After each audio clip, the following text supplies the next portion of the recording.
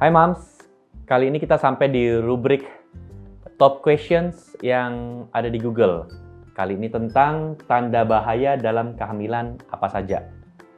Pertanyaan pertama. Penyebab saat hamil keluar darah. Jadi, orang hamil yang keluar darah itu tergantung di hamil muda atau hamil sudah lanjut atau hamil tua. Kalau dia perdarahan di hamil muda, mungkin ada resiko abortus. Ini bisa karena hormon tidak seimbang, bisa karena mungkin dia ada riwayat jatuh, seperti itu. Tetapi kalau ini terjadi di kehamilan lanjut, dengan kata lain 5 bulan sampai sudah mau melahirkan, itu harus diwaspadai. Jangan-jangan itu perdarahan antepartum. Apa itu perdarahan antepartum?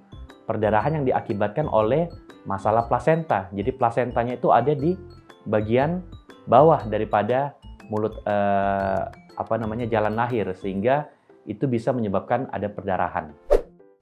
Oke, kita lanjut ke pertanyaan berikutnya. Penyebab saat hamil sering pusing. Jadi pusing ini juga sering dialami oleh bumil. Kenapa? Salah satunya karena faktor hormonal. Faktor hormonal itu biasanya kadang-kadang mereka itu kurang cairan, kurang asupan, terutama di trimester pertama. Hormon itu membuat asam lambung meningkat, jadi malas makan, malas tidur, pusing, itu bisa seperti itu. Bisa juga karena kalau di trimester ketiga, kurang tidur. Kenapa? Karena susah dia. Tidur dikit, posisi ini sesak, posisi itu sesak. Jadi kurang tidur itu juga bisa bikin pusing. Selama pusingnya masih ringan dan tidak disertai dengan peningkatan tekanan darah, Mams boleh minum obat-obat pereda pusing yang mungkin umum ada di masyarakat. Atau boleh tanyakan ke dokter kandungannya. Kita lanjut ke pertanyaan berikutnya. Penyebab saat hamil sering buang air kecil.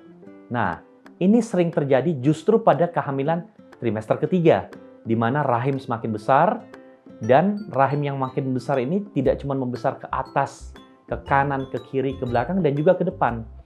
Ke depan ini dia menekan kandung kemih. Jadi kandung kemih ini ketekan sama si rahim, belum lagi kalau bayinya gede muter-muter, bisa kakinya yang nendang, atau kalau di bawah situ ada kepalanya, menekan kandung kemih ibu. Kandung kemihnya itu ketekan, dia tentunya aja pengen kencing. Kandung kemih itu posisinya di mana? Kalau ada rambut pubis, di balik itulah kandung kemih. Jadi kalau ketekan, bisa karena bayinya gerak, bisa karena si mams jalan, banyak jalan, bayi turun ke bawah, menekan kandung kemih, pengen kapasitas kandung kemih itu tidak bisa terlalu banyak isinya, makanya pasti sedikit-sedikit pengen kencing. Tetapi itu lebih bagus. Kenapa? Karena dapat meminimalisir resiko infeksi saluran kencing atau infeksi saluran kemih. Kita ke pertanyaan berikutnya. Penyebab saat hamil keputihan. Nah, ini juga keluhan yang cukup sering terjadi. Kenapa? Karena orang hamil, terutama biasanya setelah trimester kedua, biasanya setelah 5 bulan, itu berangsur-angsur daya tahan tubuhnya makin menurun. Seiring dengan daya tahan tubuh yang makin menurun, produksi cairan vagina juga meningkat. Nah, ini yang memang sering dikeluhkan oleh bumil. Tetapi, jika keputihannya tidak disertai dengan ada bau yang abnormal, gatal yang berlebihan, atau berubah warna, dia kuning kehijauan, atau dia putih, keputihan, tetapi berbiji-biji gitu loh, kayak yogurt atau bubur yang basah, nasi yang basah gitu, itu tidak apa-apa. Kalau ada keluhan-keluhan tadi, harus diperiksa sama dokter, jangan-jangan ada infeksi. Tapi kalau cuma sekedar banyak saja, Mams cukup sering-sering ganti pembalut, bersihkan, basuh dengan air, keringkan dengan handuk, dan ganti celana dalam baru. Sering-sering, dan meminimalisir pakai celana yang ketat-ketat atau pakai pembalut seperti itu. Kita lanjutkan ke pertanyaan berikutnya. Penyebab saat hamil muntah. Ini cukup sering sekali terjadi terutama di trimester pertama. Kenapa? Karena pada saat trimester pertama, hormon kehamilan pada seorang wanita itu masih tinggi-tingginya, yaitu hormon beta-HCG. Dan itu efek sampingnya memang membuat asam lambung meningkat sehingga mams menjadi gampang mual, bahkan sampai muntah-muntah. Bagaimana caranya?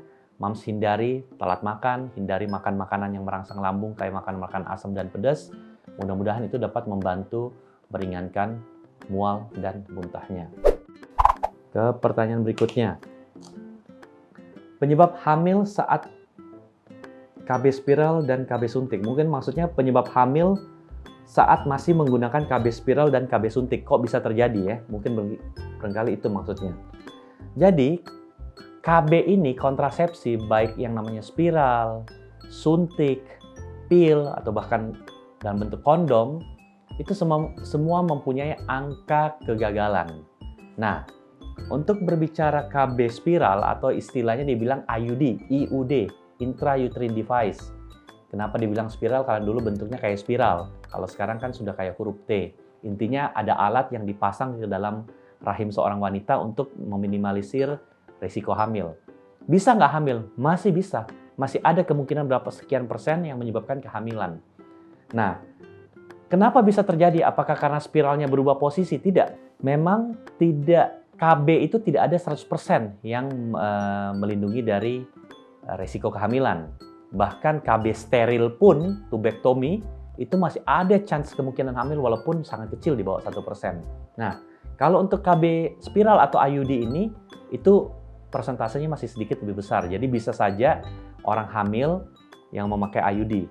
Walaupun dia bilang, saya rajin kontrol kok, IUD-nya nggak berubah posisi, kemarin masih bagus. Bisa. Kenapa bisa? Ya itu tadi. Mungkin ada sperma yang masuk, tidak terhalang, dan bisa sampai membuahi. Nah, bagaimana tentang KB suntik?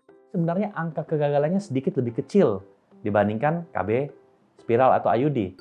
Tetapi jika suntiknya suka nggak disiplin, contohnya ada yang suntik 1 bulan sekali. Dia suntiknya mungkin bisa lebih daripada itu, tidak teratur. Itu bisa saja membuat angka kegagalannya menjadi semakin tinggi. Yang terakhir, pertanyaannya penyebab hamil saat haid. Mungkin ini maksudnya adalah mirip-mirip dengan penyebab saat hamil keluar darah ya.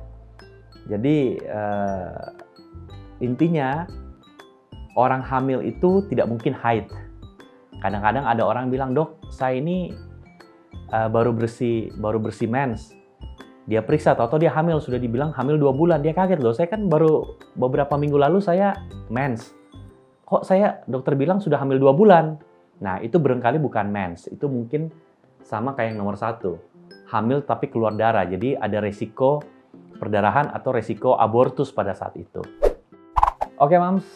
Tadi saya sudah menjawab top questions tentang tanda bahaya dalam kehamilan yang ada di Google. Kita ketemu di top questions berikutnya.